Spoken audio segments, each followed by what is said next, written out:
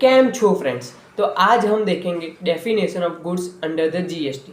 As per section 2 clause 52 of C GST act, goods means every kind of movable property but other than money and securities.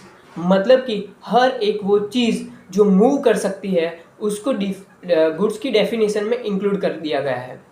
But money and securities, money भी move कर सकता है, मतलब कि जो hard cash है वो move करता है, बट उसको गुड्स की डेफिनेशन से एक्सक्लूड कर दिया गया है। मतलब कि अगर आपके पास पैसे पड़े हैं तो उस पर जीएसटी नहीं लगता है, या फिर डीमेट अकाउंट में आपके शेयर या बॉन्ड या अदर सिक्योरिटीज पड़ी है तो उस पर जीएसटी नहीं लगता है।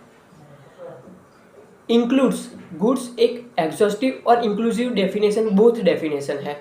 आगे चलते हैं। Includes actionable claims, grass growing crops and things attached to or forming part of land which are agreed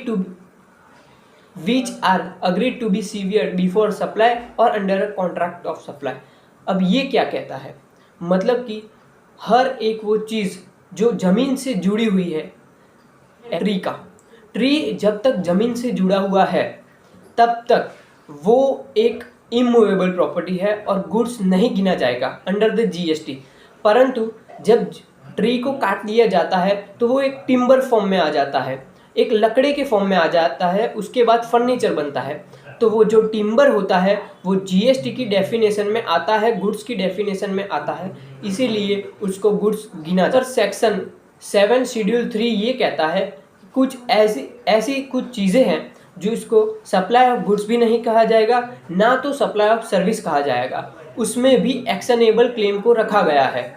but other then lottery, gambling and batting, मतलब कि अब कंफ्यूजन है कि एक्शनेबल क्लेम को गुड्स में गिना जाए या नहीं, क्योंकि गुड्स की डेफिनेशन में उसको इंक्लूड कर दिया गया है। बट शेड्यूल 3 जो है, जो कुछ ऐसी चीज़ें हैं जो सप्लाई भी नहीं गिनता गुड्स को और कुछ सर्विसेज को सप्लाई नहीं गिनता, उसमें भी एक्शनेबल क्लेम्स को रखा गया है। पर वहाँ पे जहाँ शेड्यूल 3 है वहाँ स्पेसिफिकली ये बोला गया है कि एक्शनेबल क्लेम्स को supply of goods, supply of service नहीं गिना जाएगा other than lottery, gambling and batting. मतलब कि इनडायरेक्टली, डायरेक्टली गवर्नमेंट ने ये प्रोविज़न नहीं डाला, इनडायरेक्टली उन्होंने ये बोला है कि लॉटरी, गैम्बलिंग और बैटिंग जैसी चीज़ें हैं उसको ही गुड्स में गिना जाएगा और बाकी के जो भी एक्शनेबल क्लेम्स हैं उनको गुड्स में गिना नहीं जाएगा।